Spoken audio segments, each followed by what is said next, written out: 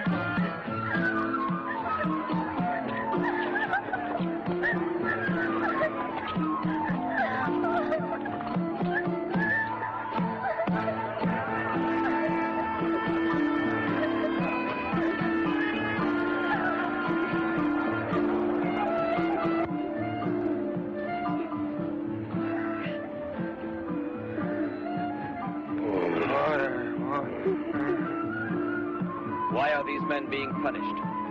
Because they had rebelled against Saul's captain, Abner, and were condemned to die in this place of thirst. They are my sons. In 3 days they've not had a drop of water. Why should they let them die like this? How can the Lord permit this?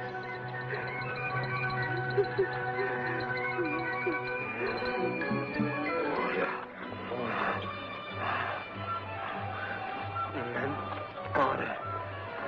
Look at that. Water, give me water. Oh, they will kill you. Let's go. Please go. Drink. Do not be afraid. Go.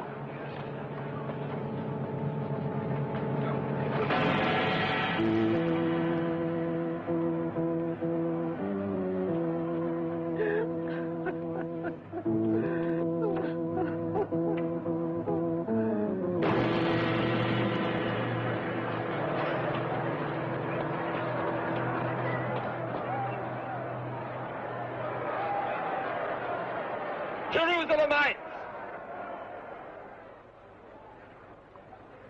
Jerusalemites! Why are ye the curse of your own people? Ye are a prey to godlessness, wickedness, and cowardice.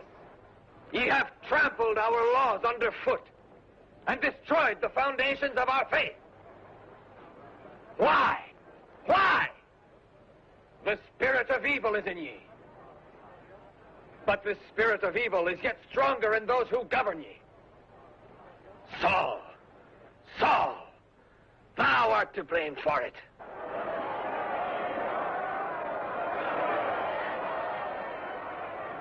Thy corruption and perverted ways of living have made thee an evil man and have destroyed the good life in us.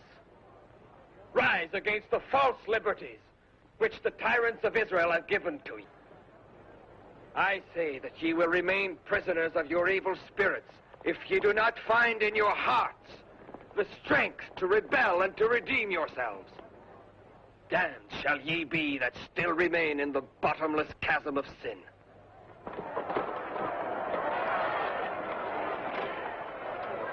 I come to arrest this man. This man is under our protection. Come, shepherd, into the house of God.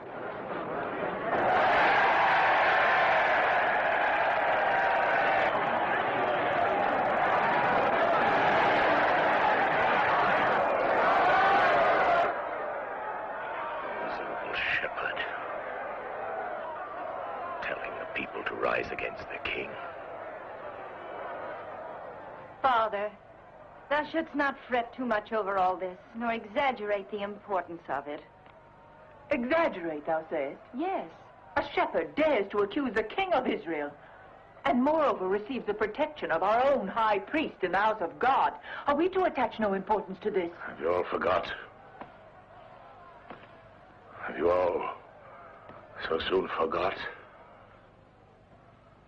the last prophecy of Samuel?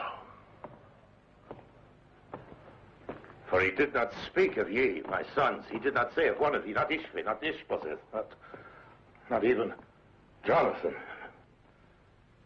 Ere I die, he said,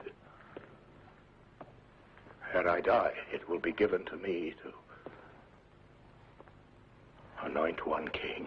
Your Majesty, when Samuel anointed thee king, the first to reign in Israel, he chose a warrior, a mighty man of arms. This David is a mere boy. I want him brought to me. But this is impossible, Father. He's in the priest's care. I, the high priest, protect him. Protect him from what? I want this David brought to me. How shall we do it, Father? By force? I have commanded you to do this. Sire, leave this matter to me. No, if I leave it to thee, Abner, ere long thou shalt leave him with all the other thieves, criminals, feed the vultures in the royal orchards. Now, first I must see him alive. I would talk with this shepherd. Bring him to me.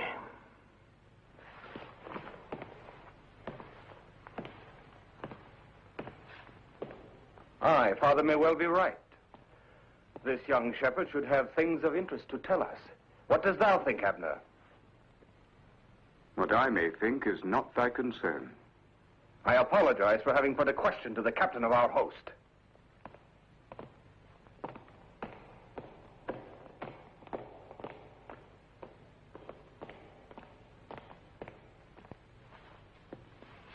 There is far too much stirring among the people now. I would not have this David sow more trouble in the soul of thy father, already vexed by the prophecy of Samuel. So thou too fearest this David?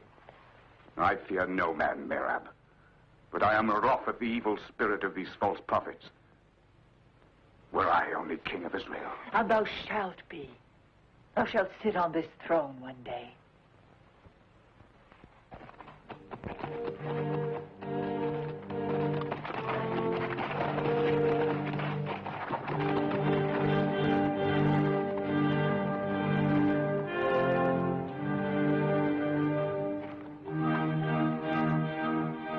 I tell thee, it is no desire of mine to advocate rebellion against royal authority. I am not at odds with the laws of Israel, nor the rule of my king. Dost thou suggest, perhaps, that it is no longer permissible to speak one's own mind? By stirring up the people, thou hast gone against the supreme authority of Israel. I have seen vice and corruption rife everywhere. Wherefore I said that which I said. The insolence of this shepherd is an affront to the court. Oh, I think not, Merab. For hath not David made clear the reasons why he behaved the way he did? I believe that we should hear David further. Unless, of course, it doth displease ye. I would have an opinion on one matter from this wise shepherd. This is ridiculous. To seek the counsel of a shepherd, indeed, one might as well seek the judgment of the people. This wretched shepherd is not here to judge us, but to be judged. As one of the respected counselors of Israel, Benjamin of Gaba is fully entitled to speak here. So if it please thee, thou shalt put thy question to David. I thank thee, Princess Macau.